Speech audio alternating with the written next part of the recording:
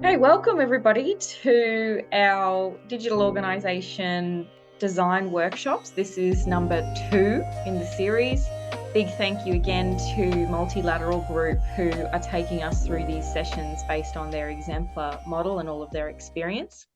Also to acknowledge the traditional custodians of the lands from which we all meet today. I join you again from the Wurundjeri land and want to extend our respects to elders past, present and emerging. So without further ado, I will hand over to Duncan and or Andrew to open us up for today, and really excited. Can't wait to get into this session. So over to you.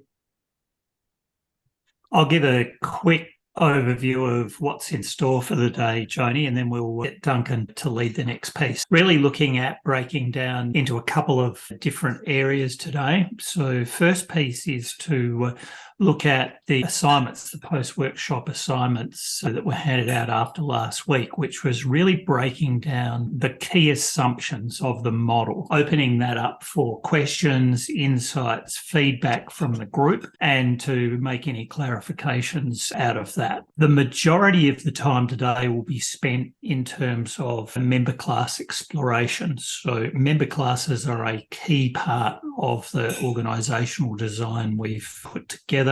As you'll have seen in the assumptions list, it's what creates the opportunities for all the authorities and delegations, the rights, the obligations, etc. Exploring member classes, how they operate, what they can be, and starting to think about what sorts of member classes at a broad brush level suit the purposes of LawFi DAO, both in terms of thinking at it from a commercialization type area, but also looking at the non-for-profit component, because as we know, as it currently stands, we've got a dual purpose for LawFi DAO that runs down those streams, which in themselves create some of our issues around structural oversight and the like, how we respond to regulators, etc. So we'll do a deep dive on that, and that'll be very much around interaction with participants and getting everybody's feedbacks and comments and thoughts there, and we'll facilitate that as we go. The concept that we draw out of and where that exploration will inform will be into the assignment for post this workshop. We'll put together out of today's conversation a template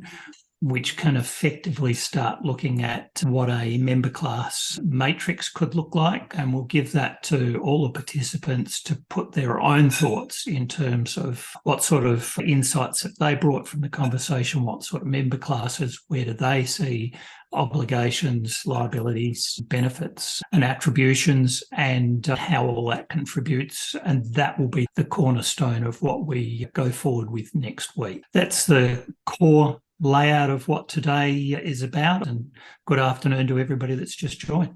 We'll go straight into the assumption list. Joni did yesterday distribute a document which had a lot of the material we went through in the workshops, and then in detail we had a summary and a detailed set of assumption lists and possible next steps that might be available to that. Now, a lot of them was around two things. One, what would be needed for an MVP operational state? How could we handle this? We are fundamentally looking for a Web3 solution to do this, but from my perspective, there needs to be stepping stones put in place. And the first stepping stone is, what is the bare capability we need for a minimum viable product or minimum viable operational capability? And then maybe what the steps after.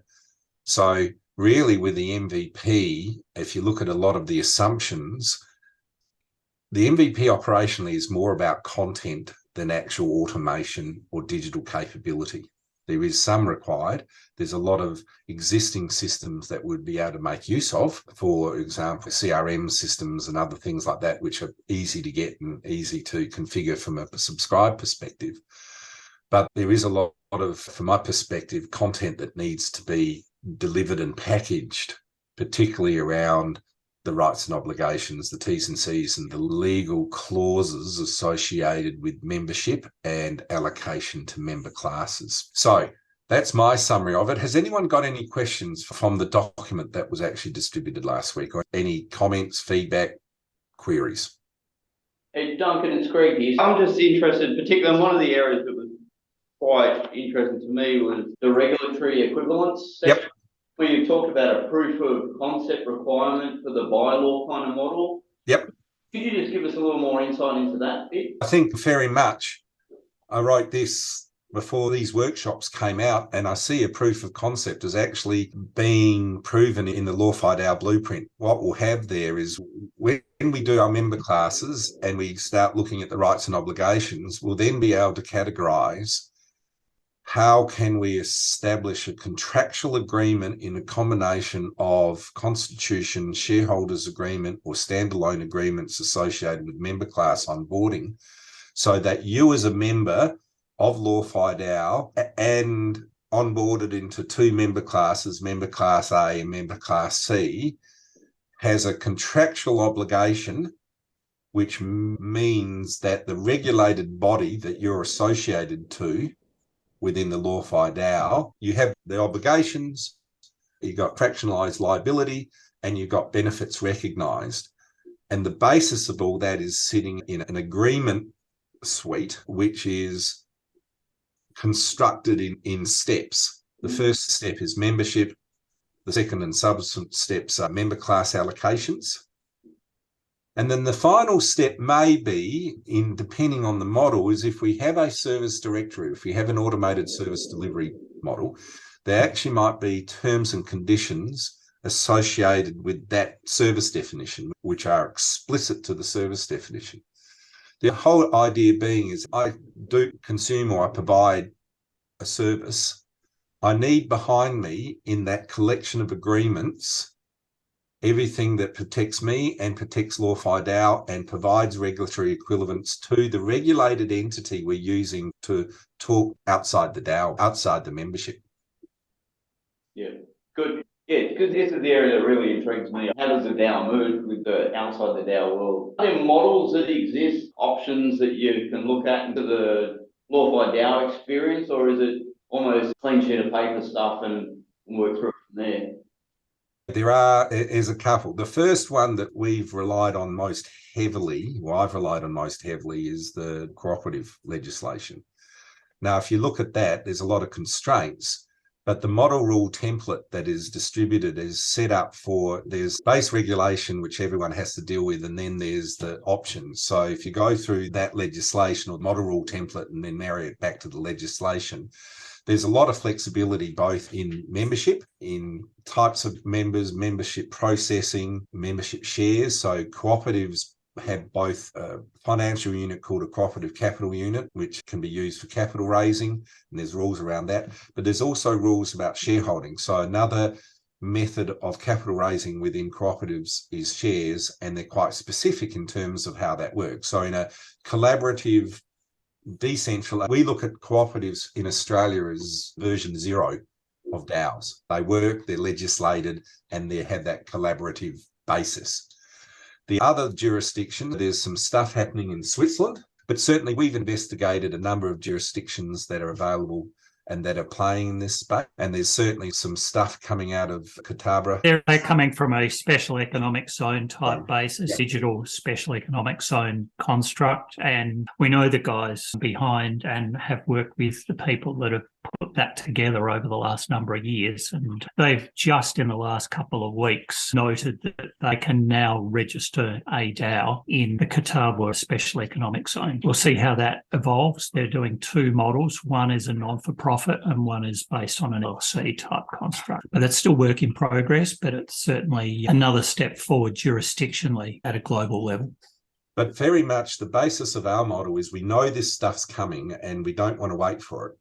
In fact, we want to set up the bylaws and the rules to operate and then have an adapter. Basically, the process is create the DAO with bylaws. As you see, they'll be required by a future regulation or regulatory environment, and then to that adapter to an existing regulated entity, which is basically the response if I go back from ASIC early on, which is how can you do this without adding a new regulatory body? Yeah, find a way.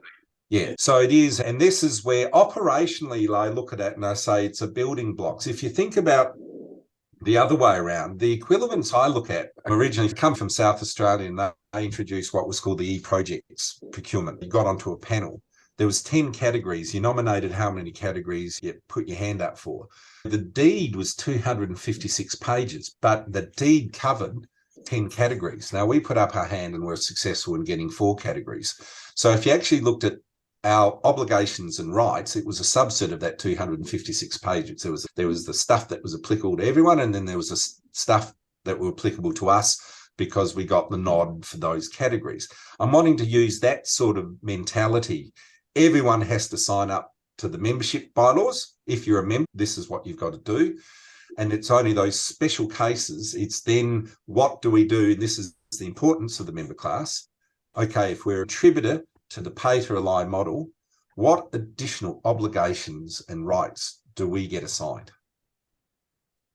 So the proof of concept is, can we set a contractual structure using whatever individual components we get to load up the obligations and rights of an individual or an individual stakeholder or an individual member within LawFi DAO, and have that providing the confidence to everyone dealing with the regulated entities that there is actually line of sight between the regulated entities and the individual members who are contributing or are within the footprint of that regulated entity's activities.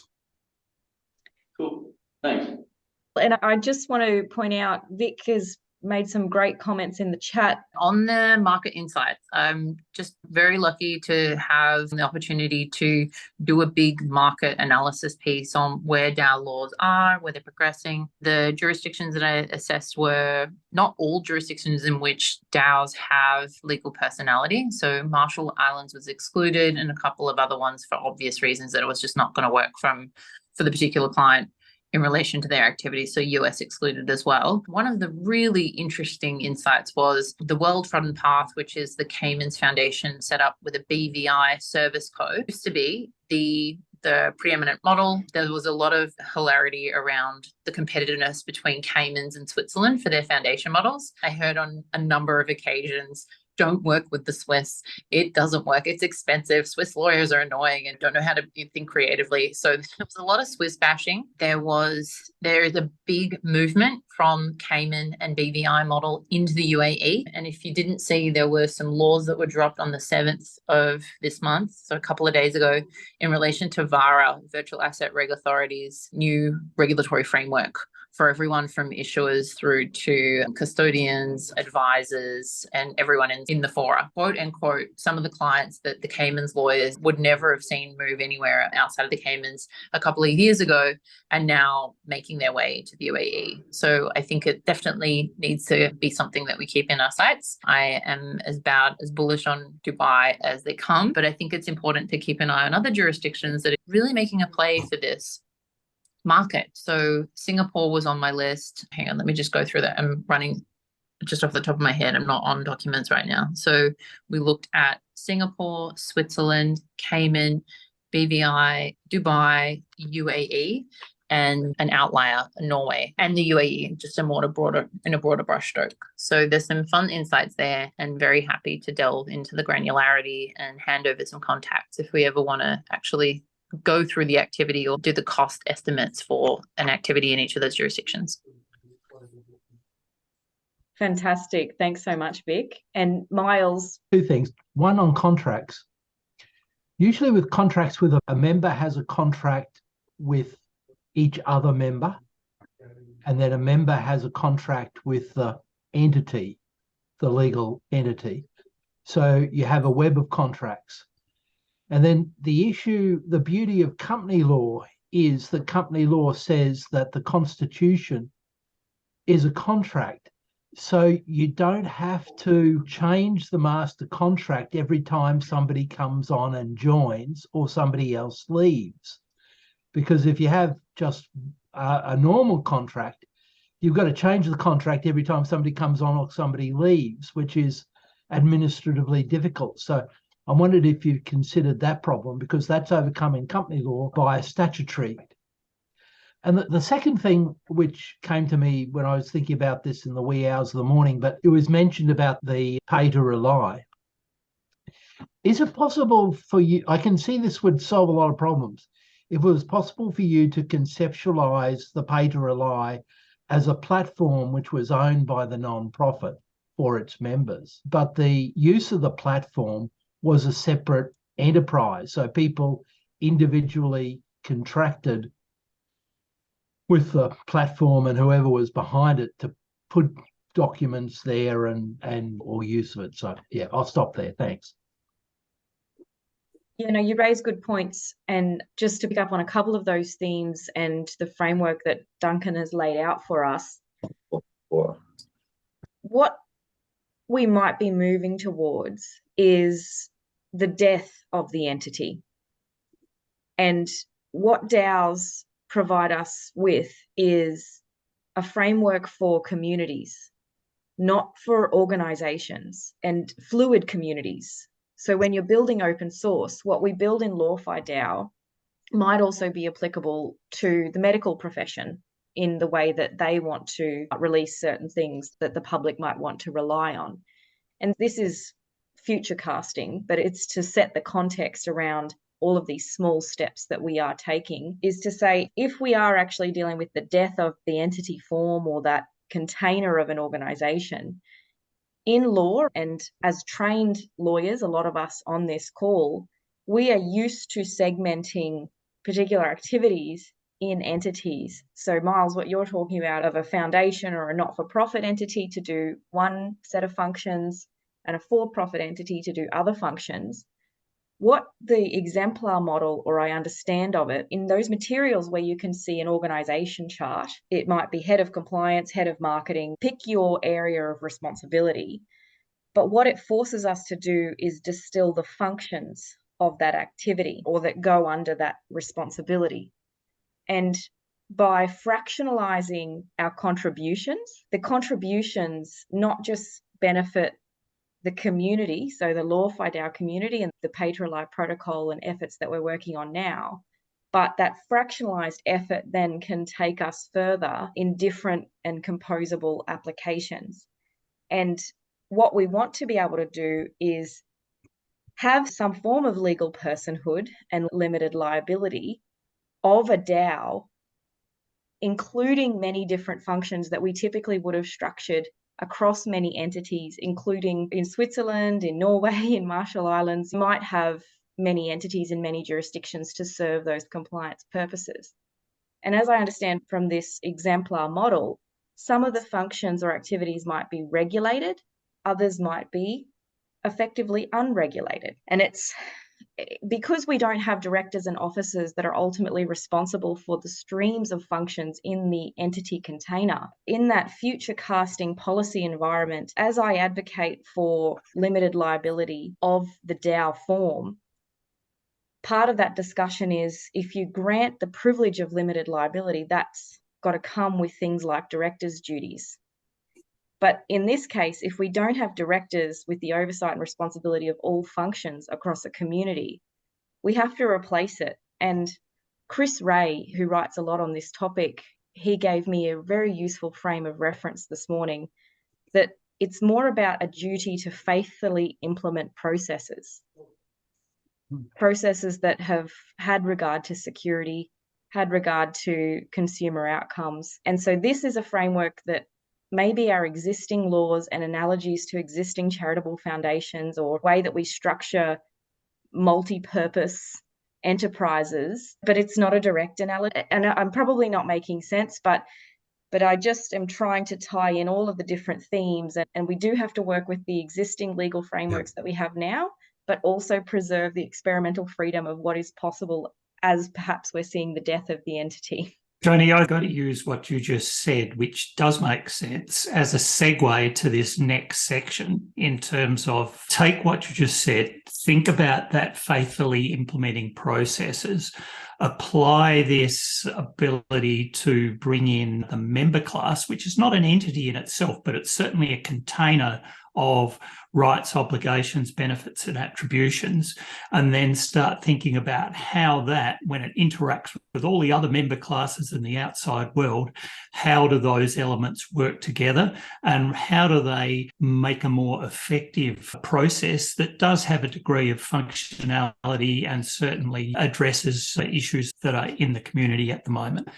Just one comment on that, I'll be brief. What you're proposing is a huge complex of contractual relations, which is so huge and interrelated and so fast moving that it may well meet its demise under its own weight of confusion and complexity. The other thing that I just point to is that organizations which are communities doing this do exist, and they're mainly in faith-based communities. And again, I'll go back to what I said last time. They work on a consensual compact, not contracts. And a consensual compact will withstand the complexity of relationships without formal thing. Very much the response here, Andrew, Joni, and Miles, embrace the complex. We are stepping away from a structural separation, providing some resemblance or perception of simplicity. It isn't. It's just the perception of simplicity, and we're actually embracing it. I disagree. I've looked after many complex systems, and I've also seen it fail miserably. I agree. There is a lot of history of simple. But if you embrace it, if you actually go into it, which we are, going into our eyes open, what you've just said, which is great complex of contracts, the answer there is it has to be held by a system. We can't be relying on documents. We can't be relying on having to open up a physical contract to read the T's and C's to understand what our obligations are. We are talking about smart systems actually presenting you and keeping a track of your personal obligations at any particular time is presented to you in a summary, so you are aware of what they are. So yes, I mean, there are some of the extrapolations going forward. We are certainly heading towards complex systems, but in doing so, let's be aware of that and say, okay, if we are embracing the complex, what tool sets do we need? What capabilities do we need for the humans to have confidence that they know what they're getting, what they're signing up for? So I look at it and say, embrace the complex, but we'll deal with it with some smart design. Hopefully, maybe some smart systems at the end of it, but smart design. We're moving into the area of exploring member classes, Duncan. And I guess the place to start here is to look at our purpose footprint and down the track, what this whole exercise over the 3 weeks of workshops will do. One of the things that will come out of the blueprint will be a revision of and really pressure testing our purpose to crystallize it into exactly where it's going. So it's there for pushing around, prodding, looking at how we do that and how we deliver it in its form. As a starting point, what are the sorts of interactions that a member that is either, let's say at the moment, operating in a pay-to-rely piece, or that same person, as Duncan said earlier, you can be a part of more than one member class. You're now working over into an education and policy formation type influence as well. So what are some of those interactions? What are the broad brush member classes that start to enable that to happen? I'm happy to kick everybody off, and it's not necessarily the correct lens to look at this, but in the draft white paper for LawFi DAO, they're not so much member classes, but there's different types of tokens proposed. And so this might not be the correct lens in which to define the member classes, but there is the money token to reflect the money that has been contributed to the DAO, or the value that the DAO has given to its core contributors, such as through token rewards. The time token to recognize the time that each person has contributed. And whilst not in the draft white paper, if we attach the particular functions that a contributor has completed or is responsible for in association with that time, you get a very rich time token or a contributor member class. There's the pay-to-rely products. So however many providers are wanting to launch and deploy those pay-to-rely products, that's another form of token suite because it may involve a number of NFTs. And there's various other tokens that we could think about, like such as a liquidity providing token or further staking arrangements to have a vote or to trigger your voting powers. Just put that out there. I'm not necessarily wedded to those as the member classes, but just to get the discussion going. So we have talked a lot about the DAS, and we actually see the DAS environment, the attribution allocation model, actually providing a solution to simplify the token activity, because a lot of what you were talking about is actually benefit or / liability in an event. So if we have a generic version or a reusable set of algorithms with configuration changes that can process different value, either as a benefit or as a liability, depending on a defined rule set, a lot of the nuances you're looking for that you had to separate tokens is solved for. Going back, it is a good place to start for, because what you're talking about is we want to separate rights and obligations. So if you are a contributor of money, so we've got Joni, she's a contributor of money. We've got me, I just want to poke my nose in and see what's happening. We've got Andrew, who wishes to be a provider. And we've got William, who wants to be educating. What we've got to look at is what's the shared rights and obligations of memberships? What would we all be happy to sign up to? And then what are the required rights and obligations for us fulfilling that additional role on top of base membership? So I'm a base membership person. I don't want to have, I'm not interested in benefit, and I'm not interested in liability. So really the only obligations I've got, if we're doing an equivalence to a cooperative law, I've got to maintain my participation. I've got to show that I'm actually fulfilling the participation obligations of being a base member. So that's the default state. Joni was a money contributor. Okay, so what rights and obligations should she have uniquely on top of the base membership profile? Anyone? You want the money paid back, Joni? This is the really core thing, because if I'm happy to give a donation, I want to know that it's a donation and possibly get the tax deduction around it. Right. But if I have an allocation of money for which I want to have a return on investment, then my criteria is just knowing up front. And as Miles has pointed out, it's sacrosanct that, especially with the not-for-profit purpose, would be a harmful practice, and it would reduce my trust in DAOs if I did make a donation and then subsequently it turned into a for-profit and I couldn't participate in the return on investment. So I think it's more just clarity and commitment to that clarity. But I struggle in saying that because I do think that DAOs need the room to evolve. So yeah, but I'm seeing it in parent DAOs and sub-DAOs, and whether the parent DAO, when a sub-DAO breaks off, whether the parent DAO should be entitled to a token allocation from the sub-DAO. And I think that almost strikes the right balance to give freedom to spin something out that does or has been identified to have a commercial place in the world.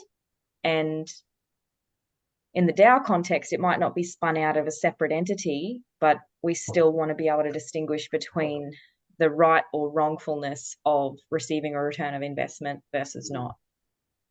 So one of the things I've heard in here is, in terms of straight rights and obligations, is access to information. So we're looking for, we wish to have a right. If we're contributing money, then one of the rights we want to provide those members is the right to transparent operational data. So you want to know, you want to have access to a dashboard which reliably provides you with key indicators associated with your money donation, it's being spent in the right place, or your investment. So now that, I'd say, is that a right on top of a basic member? Is me as a basic member, I haven't contributed any money, I've just jumped on board. Would I have the same right to that information? This is just an outsider's view. I take your point, Duncan, about information, but I think there's a difference between people with a financial interest and people without a financial interest. And that is, I think, generally speaking, without any expectation of a return on the investment, the actual benefit you get by putting money in is choosing how that money is spent. Now, Right. I guess there's an issue here about when you put money in, whether you want to allow other people to decide and influence how it's decided to spend, or whether it's maybe a threshold for the expenditure. So maybe people who have contributed money have more say over how that money's spent, or only have the say for items that are significant, or entering a contract or whatever else. So I guess I'm a member of the MCC, right? Sporting stuff, and there are tiers of membership. And it's to manage access to seats, but there's also voting differences, access to different matches and whatever else. And there's also ring-fenced or grandfathered benefits of members as the constitution's changed over time. So there are people who have been members for 40 years that have still got visitors tickets. Now, the current members can't access a visitor's ticket. There's no concept of a visitor's ticket. The reason I'm saying that is, with that as a parallel, it seems like it doesn't have to be about sharing in a profit, because as a member of the MCC, I don't get any benefit, financial or whatever else, but I do. It goes on the board. Your benefit's turning up, isn't it? So I'm a voting member as opposed to a non-voting member. So I can vote the executive and who goes on the board. I can access the grand final, whereas restricted members can't go to the grand final. I can go to the Boxing Day test and I can do this. I don't think it's just about profitability. I think it's about the type of decisions and just recognizing where people would feel it was reasonable that someone had made an investment. Now, the question is, if you make a $1 investment, is that the same as someone who's made $1 million investment? And now, once again, there's all sorts of stuff from mutuals versus this versus that, which is one person, one vote versus shareholding proportional stuff. And I'm not getting into that. I'm just saying. See, there's a bit of, from a true collaborative, and should have access to the information, because we're a DAO. We're looking for the democratic look. I'm asking questions to get these conversations going. So my response to it would be, all the information published by the DAO should be available to all members, unless there is some contractual journal DAO constraint on providing the information because of commercial and confidence issues or other issues. To follow on from that, are we actually starting to distinguish between owners and users, which is starting to actually, this is for the community, by the community, people putting money in on the expectation of return? I get that there's got to be some sort of funding arrangement, but to me, the real power here is that the community owns it. So the benefits flow back to the community who actually use it. So perhaps if we could get their membership sorted out, we can work out around that what other types of membership you might need once we work out the benefits and the requirements for the users. So can we call the users consumers, please? Because part of the community, both providers of services and consumers of services are part of the community. And actually a provider of a service can be a consumer of the service as well, with different hats on. So take your point. I think it's a good point. Who are the consumers of the pay to rely model? Are they members? First of all, I've got a question. Are they members of the DAO? This is such a controversial question. Do they have to be members of the DAO? Let me reframe it. Do they have to be? What was that, Greg? What does a member mean, though, on that basis? It's a loaded term that's been inherited from companies. And like you've said, we're moving outside of that when we're talking about communities. And I have been using the word stakeholder or participant in the community. And so it's almost like stakeholder classes or participant classes. And the point that Duncan makes around consumers, should you only have rights or benefits or liabilities with respect to your relationship with the DAO if you're consuming some aspect of it? So it's more than a mere stakeholder observer, for example.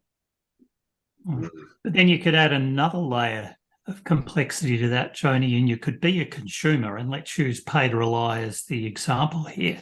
You could be a consumer of a pay to rely product, but you may also have market feedback as that consumer to improve that product and to make a better product for the broader community. So once we start moving into this dynamic attribution and allocation system conversation we'll have next week, what rights do you have as a consumer in that context of you providing your feedback? Where do you get recognised for the feedback that you've given, and how can you be recognised, and how can that be built into the model system? I'll offer a response and then open it up to everybody. But by me as Bedazzle relying on the open source pay to rely protocol to deliver pay-to-rely products, what rights I would wish to have seem to be as against the DAO. Now, I don't want to sue the DAO necessarily, but I want to look at who was the responsible person or persons for the faithful implementation of the pay-to-rely protocol. And it's not just a set and forget protocol. I would want to have first rights to complain or to talk to those responsible persons or whoever the replacement governance committee or oversight committee is of the protocol, and say, I'm experiencing this sort of bug or these sorts of issues. Please help, or please help me mitigate my losses. And if I can't, then that's where the insurance part of the protocol came in, where I would expect to have a right to claim against the funds that are reserved in the insurance pool if it's available. Right. So what we're talking about here is non-conformance. Let's use the term of non-conformance as you, as someone who is relying on a prescribed scope and specification of the pay-to-rely service, because that's what it is. Basically, you're putting your hand up and saying, this does not conform. It's either it is non-compliant or there's a latent defect in it. Now, I got lawyers in the room. You'll know what latent defects. It's a horrible thing, latent defects. It keeps me up at night. But so that, I think that's a really good example of, okay, here we go. We have a use case here that we need to go back and be able to answer and make sure that underlying we have all the relationships get back. So that for this particular pay-to-rely product, who's had these contributors and these endorsers, there is the DAO, is the first level, and the governance mechanisms we've set up in the DAO. But beyond that, we actually have on record via the fractionalized liability concepts, we actually go back to the individual members who have contributed to this pay-to-rely product. One member class is definitely a contributor to the product because there's going to be a lot more rights and obligations. So one member class is definitely product contributor. So product contributor and subject matters, and then there's the people who actually actively on-sell or make use of the product. That description there in the use case, Joni, is you as Bedazzle making use of that as a service or a value add to your corporation. You're a member of it and you're making use of it and saying, here, you can rely on this because look, there's two member classes there. There's the contributor to the content, and then there's you who's chosen to on-sell or make use of the content. But this is where it gets really blurry, because a typical software provider that releases software through a company would have an end user license agreement. And if Bedazzle subscribes for that software license, then I'm using that software as a customer and according to that contract. This is why when you look at it as a DAO, I'm not a typical member in traditional parlance. I'm actually a customer, but now customers in theory should have some level of say or voting rights or enhanced ability to engage with, let's call it the internal management of both the protocol. And that's the bridge that we're dividing here, bringing it all into the one community rather than separating it with a customer. But once again, I don't see an issue with that. That's a member class. Our separation is you are a member and you're a member of several separate member classes. The collection of member classes you're associated with provides all those rights. And one of the things we've got to be able to do, and we've actually talked about this as a sort of a model concept which came out of last week in subsequent discussions with Joni. And I hate to use the word profile, but it's the best description. Within a DAO which has a membership and many member classes, at any particular time, you need to have a profile. Joni's interacting with LawFi DAO as Bedazzle. As a consumer, she has a DAO profile on. She has a set of obligations and rights which are specific to that subset of her obligations and rights within the DAO. If she steps back from that and then steps back into a contributor to a pay-to-rely piece of content, that's a different membership profile, her combination of membership and member classes. So that's something I've named it profile for the moment. It's just I don't want to name it profile because everyone's sick and tired of profiles. I don't know about you, but I'm sick and tired of profiles at the moment. But there you go. So I think to answer your question, Joni, I think we have to front and center, deal with that. What hat are you wearing at any particular time? We need to be able to evidence that and to make our separations, to deal with the conflict of different regulatory requirements placed on us, whether we're for-profit, not-for-profit, or charitable. We've got to be able to show that any particular time when I'm interacting with the DAO, and I'm interacting with the DAO for charitable effort, that the only access I have under that profile is to information, assets, and capabilities which are prescribed by the charitable constraints. So we have, instead of separation by structure, the charitable is fine because it's a standalone structure. No, we've got standalone profiles which constrain ourselves to the rights and obligations of a charitable environment. And whenever we do work for that charitable environment, we've got those constraints on. We've got that particular jacket on. Yeah, but the question, would love to hear from at least 3 or 4 people on this point, Andrew. We've got plenty of time for this one, Joni. It's a contentious issue. It's a very big and broad and meaty topic. We're really in the pioneering space here, so it deserves time and we need input. Yeah, Miles, go straight to you. Yeah, what comes to mind is 2 academics from the US, Blair and Stout, proposed at the time a revolutionary corporate theory. It said that corporation America doesn't consist of shareholders and customers. What we were really looking at was an enterprise, in fact, a team. And they called their theory team production. And they said all members of the team, be you a worker, a supplier, a customer, in accounts, somebody in middle management, all had to work together to achieve the aim of the corporation.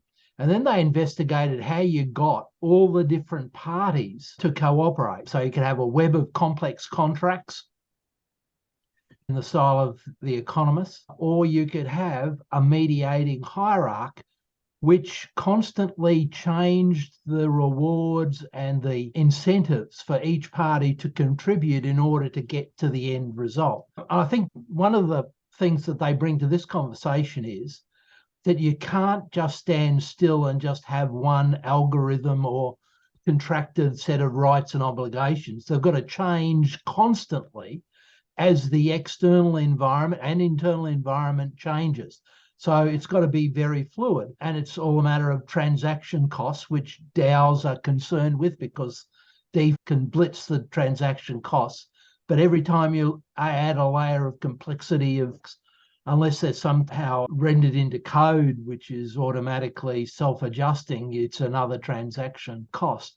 So I guess the mediating hierarchy instead of the board of directors or senior management here is the democracy of the whole community of the DAO. So yeah, I'm quite happy to send people. I wrote a couple of seminal articles and you can have a look at the team production because I think that provides an insight about how you reconceptualize business enterprise outside merely shareholders, directors, and customers. It takes it above mere stakeholders to team partners to get the job done.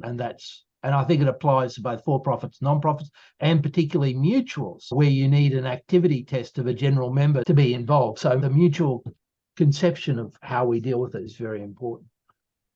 Can I just throw a question back to you, Miles, before I go to others, with a very simple example that if I have contributed $10,000 to the DAO as an investor, and I do respect a return on investment, but then Will comes along and he is producer, a pay-to-rely issuer, let's call it, and Will's earned $100,000 based on his use of the protocol. So it's become something that his business really relies on. And so Will as one member class and me as another member class, if our interests are somehow different in what we want the DAO's resources to be prioritised, so let's say there's a vote on how the budget is allocated for 2024, who should have more voting weight? Yeah, and that was the issue one of the issues that Blair and Stout with. Often these are conflicting and competing issues. And how do you prioritise them in order to get to the purpose? How do you mediate and compromise that? And they said that the board of directors and senior managers did that.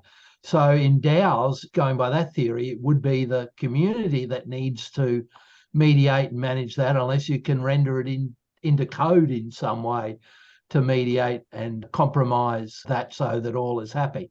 I mean, Blair Stout said it was the board of directors' trick was to just give everybody enough reward to make them happy to keep still in the team and not to exit the team. And it goes much further than that, but that's basically it. So it is entirely conceivable that a lender will have different rights to a donor, will have different rights to using or end user. And clearly they would all be dealt with different expectations by some contractual overlay or relational overlay. But you've got to be clear that a gift is not a loan, and a loan is not a gift, and you can't switch between the two. You may switch from one to the other, but you can't switch between the two very easily. Eddie O.B. didn't think so. Yeah, lots didn't. Yeah. That's when you get in trouble. And then the other thing about classes is company law is full of oppressive conduct, fair treatment of classes, fiduciary relationships of classes. And so when classes conflict or their interests conflict, what do you prioritize? What do you incentivize in terms of team production theory to keep them in the game? That's another issue that will have to be addressed if this thing's going to work. I was going to interrupt you before, and I realized it wasn't helpful, but it was never helpful, is it? But I realized that it wasn't helpful in the moment. But the complexity that you were talking about before, Miles, I think we're in danger of just making things more complex to solve some of the issues that are coming up. So, for example, the whole, what's the difference between votes of someone who might have a different vested interest in terms of an individual personal interest rather than a community interest? And so like half of me was thinking, well, surely we can recognize where an individual interest might influence. And let's face it, part of the reason people invest or want to do something is because they want to advance an individual interest, right? And they want to protect that. So when we recognize that they're doing it for that purpose, that's what the whole point of limiting someone's voting. And in an extreme example of that, my understanding on the blockchain stuff is that there's this whole theoretical issue where one person controls more than half of the tokens, then all of a sudden they can control the whole blockchain. And I think a similar kind of thing here applies here, which is that the design needs to be such that you want to maintain the community, the strength of the community. You want to design the contribution and the reward to make it sustainable. But once again, the more we talk about the problems, all the solutions to me seem like adding layers of complexity to separate things, which I don't think is going to lend it to something that's flexibly sustainable over time, because it seems to me just intuitively you'd need a lot of maintenance of that over time. And that's not what we want to do with this decentralized organization.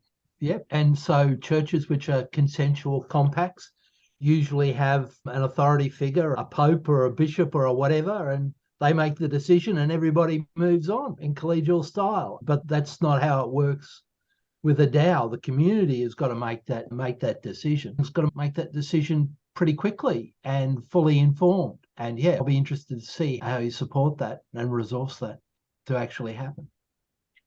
Great. Greg, I don't know if you're in a position to speak, but from what you're seeing with a number of the NFT projects who have also subsequently launched governance tokens and voting rights, and so there's a claiming process where those that held the NFT class were able to now have a first right of claim, so to speak, on the governance tokens. Are you seeing any sort of tensions play out between governance token holders versus the NFTs and differences in where they want the community to go, or other comments?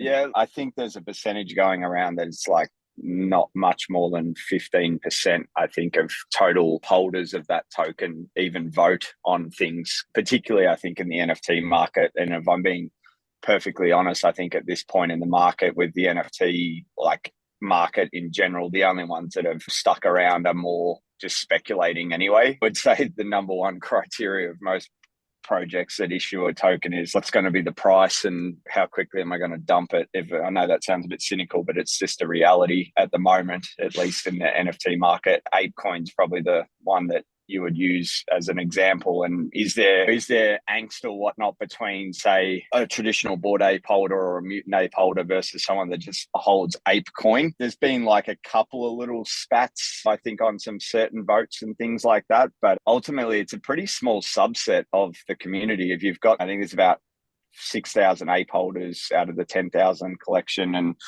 I don't know what mutants are sitting out of the 20,000, but yeah, you're only getting a very small percentage that are voting, and then you're getting an even less percentage of actually putting proposals to the ape coin sort of DAO for certain things. Yeah, that doesn't probably answer your question, Joni. That probably sounds a bit doomy and gloomy, but that's just my knee-jerk reaction to your question there, just in terms of those tokens.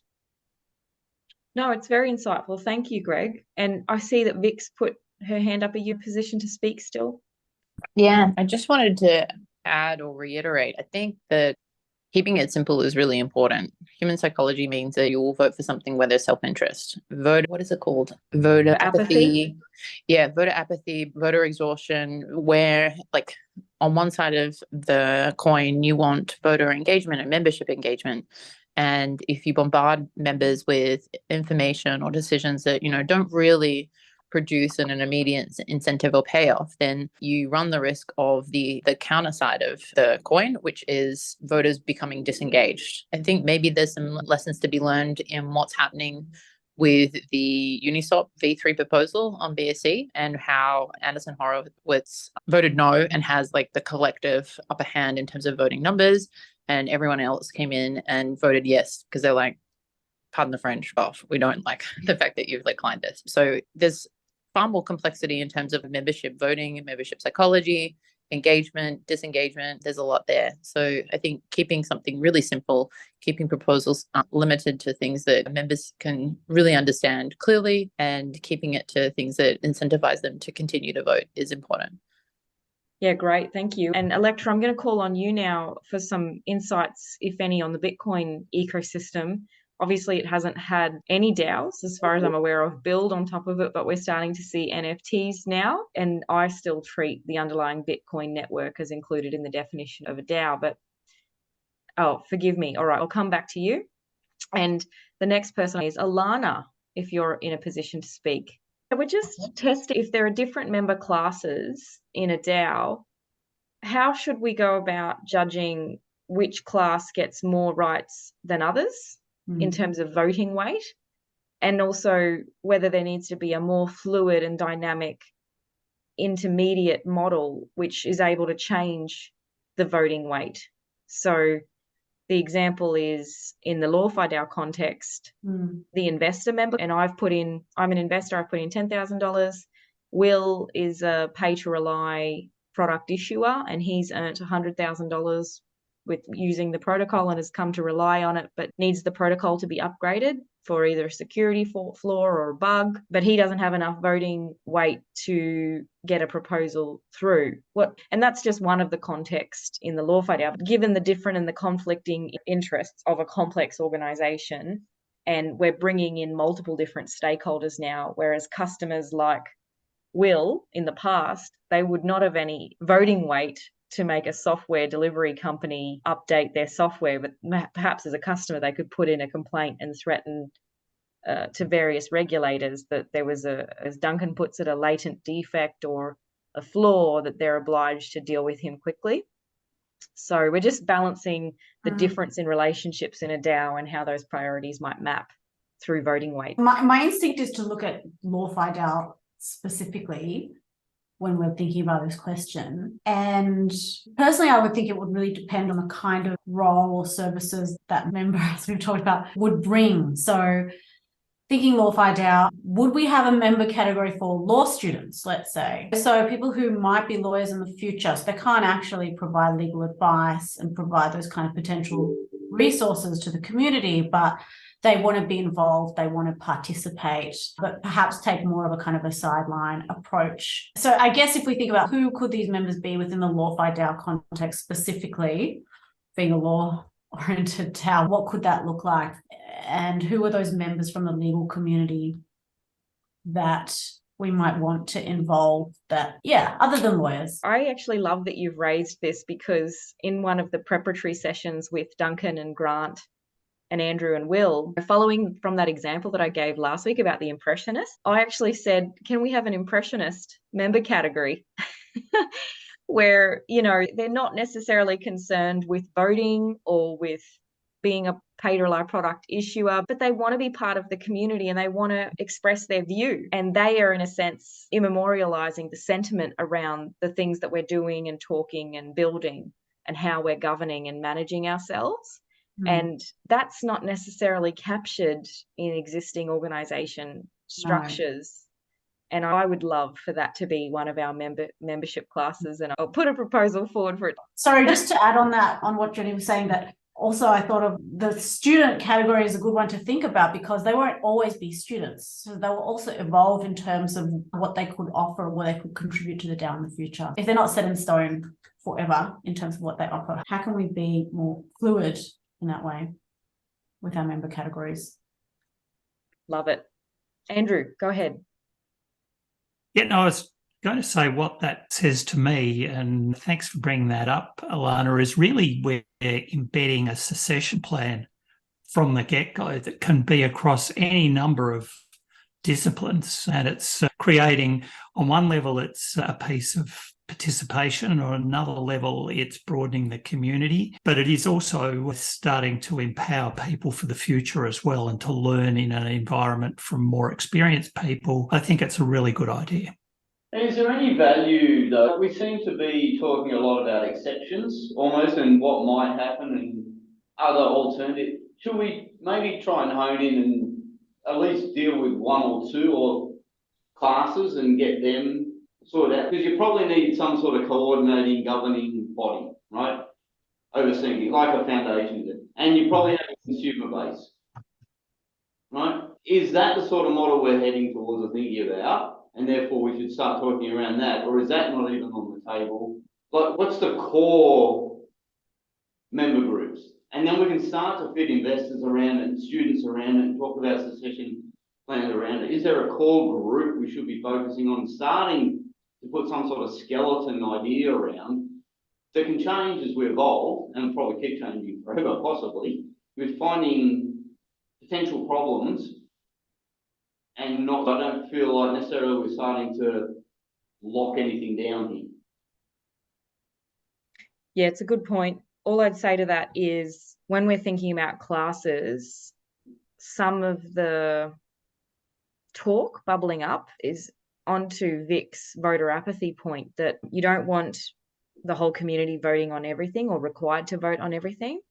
And what is perhaps a better model is domain experts either being appointed or elected in order to make decisions on behalf of the community. So if that is something that the LawFi DAO membership would like to see, then I think that it becomes almost the elected member class, and maybe even subclasses for the particular areas of domain expertise that we need to see for each function of our MVP DAO, not necessarily our visionary DAO. So, like, to come back to the core, and in saying that, I think there's got to be the governance member class. We've got to have the customer class, for want of a better word, those pay-to-rely product issuers. We've got to have the class, but I'm still blurry on whether that needs to be for financial return or donors. The Impressionist class, I think, is important to get community sentiment along the way. Those are the ones that come to mind immediately, but I'll be doing some reflecting after this too, Greg. And you raise a good question, like, what are the core member classes versus what are the nice to haves for this particular phase? Although I noticed Miles had something of a reaction. I don't know whether there was a fly buzzing around, but... Yeah, no, hand up. Go. I didn't see your hand. Forgive me, Miles. Go ahead. Yeah, no, not at all. I just want to make a comment about expert groups. And that is that, again and again, I found that the importance of a generalist in decision-making bodies. And I give the example of the Ford Pinto case. And that is, there was a mechanical error in when they manufactured Ford Pintos in the petrol tank in the back of the car. So when it had a rear end, 1 out of every 200 times it would burst into flames and possibly incinerate those inside. So the engineers who formed the risk assessment for that Ford Pinto worked out how many times that it would possibly occur using their slide rules and computers, and then worked out the average compensation for paying the families off for incinerated passengers, and worked out it was cheaper not to recall the car and just pay out the compensation than recalling the car, fixing it up, which would have cost Ford more. If you'd had an ordinary human being rather than an engineer on the expert panel, you may well have come to a different decision. So I just put that out there. I want to jump in and I put a cat amongst the pigeons. Why do we have voting rights associated with class? Why don't you have voting rights based on contribution? Now, there might be some classes where you cannot get voting rights, like a student class, where you're prohibited from doing it. But one of the solutions to your voting rights is a contribution voting rights. And then we can do a matrix that says investment contribution of this much is equal to content contribution of this much. And you both get the vote the same thing. So everyone can actually see from a community perspective where we say our equivalence is, that yes, we actually value contribution as much as we value funding, because look at the contribution. Now, it doesn't have to be like that, but I'm just saying sometimes, yes, we are posing questions to you, but I do have to break down the barriers that are being set up around possible extrapolation of that. I've said my piece. Thank you, Duncan. I love how you challenge our perspectives all the time. Leah, you've got your hand up. Welcome. Yeah. Hi. Yeah, I would agree with Duncan. And I think it's important to also think about aligning voting structures with incentivization and which group is incentivized by what. And I think Duncan's proposal maybe is aiming at that. So that sort of resonated with me. I think, yeah, because investors are incentivized very differently to people who are using the pay to rely model, to people who are producing the advice, to broader community of impressionists who are a stakeholder but don't have a monetary incentive in any shape or form and just want to hang around and see what's going on. So yeah, that's my 2 cents worth. Love it. All right, Andrew, do we need to report back to you on time and next steps? How are we going? We got 6 minutes, Joni, to the next piece, but I'd like to thank Greg for giving us the access for our template that we will be doing as the next piece, because we've actually got, as a starting point, 5 broad brush core member classes for our matrix, and we'll set up the template so we can add more and individuals can add more. But just to look at what we've been through, we've covered investors, we've covered issuers, products and contributions, governance and impressionists. So we've got a good start of 5 core areas to work from, and I'd encourage everybody to think of more, and particularly how the interactions start to work between each of the different classes and the broader community, because that will be one of the key points in terms of how we then break down the obligations, liabilities, et cetera, et cetera. But 6 minutes more of discussion, Joni. All right, well then, Will, I know you're from the multilateral fold, but I would love to hear from you. The only thing I'd add is that, and this will be a discussion for next week, is the dynamic attribution and allocation system is specifically called a dynamic attribution and allocation system because, and we spoke before about competing interests, and that there will need to be an ongoing dynamic of interest registry of types. And I can foresee that even though things will dynamically change over the lifespan of this organization, that there will be a revisiting of laws, rights, obligations, benefits for each of these member classes during the onboarding process of a new member based on the matrix of conflicts that they have entering into that organization and how that may influence or affect the existing investor class, the existing consumer class. But I'm not worried about complexity because, on the one hand, if we're smart enough, the smarter AIs will be able to deal with a lot of that complexity that we don't want to handle. It's not going to be perfect, and we need to keep our eyes on it. Nice note. Alex, I know you were responding to other things, but did you have any other thoughts as to voting rights versus member classes versus contributions, coming from your insurance background and what an insurer is going to look at and cover? Any initial reactions from you? Yeah, so the initial reaction is an insurer is going to want to wait to see what advice has been given, what it could be used for, what the consequences might be, and then how it's provided. So in terms of designing that to minimize the exposure, you just want to have the best quality decisions possible being made, and no decisions being made that are going to lead to extreme, unexpected, costly, whatever type outcomes. It's very hard to comment without breaking it down. So I think if the design is done in such a way that it's clear and it's limited and it can be communicated. Education, every time I've had a conversation with someone in blockchain, Web3, this, that, whatever else, the first bit is trying to get everyone up to speed in terms of what do you mean smart contracts, this, that, what are they going to do? How's it going to work? And so to bring someone in the insurance industry, and even if there was one specialist person that understood it, they'd be the only market. So it needs to be a broad enough market that's got enough of their stuff. Traditionally, that only starts with it, A, being a big enough market for people to pay attention to, and B, to have the education in place to help them understand it, and C, design it in such a way that it can be explained instead of going, oh, we don't know how it works, or we never thought about that when it was put together. Yeah, that's really useful. And that's why even when we started LawFi DAO, we've tried to go baby steps and explain it by reference to what at least Australian regulators are familiar with. And it's imperfect, but trying to draw those analogies, and they're imperfect analogies, is one step. And then trying our hearts out to explain why there's differences and the new risks introduced by the differences, or the guarantees that the technology provides, such that you don't need auditing or you don't need financial reports, the kind of a financial accountability that we've needed through those opaque organizations. It is an ongoing exercise. So LawFi DAO is still very much an experiment, and I think we have weeded out most of the collective disciplines on this call. The only one we're probably missing is that accounting perspective. So I think we'll probably have to circle back with that next week. Yeah. The other thing to remember is there's some underlying assumptions. Will's hinted to one of them, which is AI. We are designing all of this with the knowledge that artificial intelligence will be a factor in the very near future. And that actually impacts the second thing, which I'd want to say is an underlying assumption across the board, which is evidence-based compliance.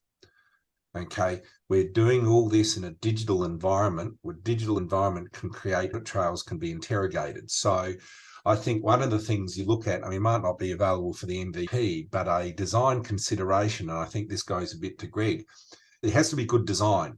But assuming the good design is in place, then we also have to provide the operational transparency with the evidenced audit trail of decisions made and actions done. So that you've got both. In a DAO environment, you have guarantee you've got the underlying evidence, and now it's then reliant on the DAO collectively selecting and promoting good design. Great. Thank you, everyone. Really appreciate your honesty and your participation. Great discussion.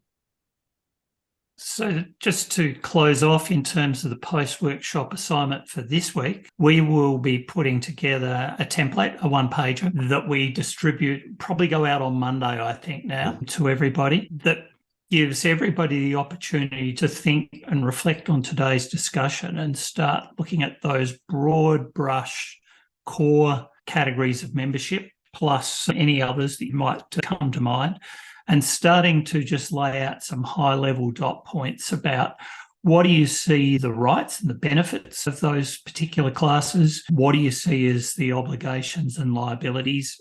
And where does attribution sit in all that mix? There's a great deal of consideration around that, obviously, and insight to come in, but also think about it from the point of view of where you might personally like to contribute and where you can get involved in those sorts of things. And also think of the membership classes as being multidimensional in terms of you can be in more than one. So as an individual or whatever entity comes into this down the track, you can be in more than one place. And as Duncan laid out earlier on, your profile, which you'd only do once, but you'd be able to access different pieces of this profile for the individual applications within a member class. What does that enable you to do, and how do you want to do it?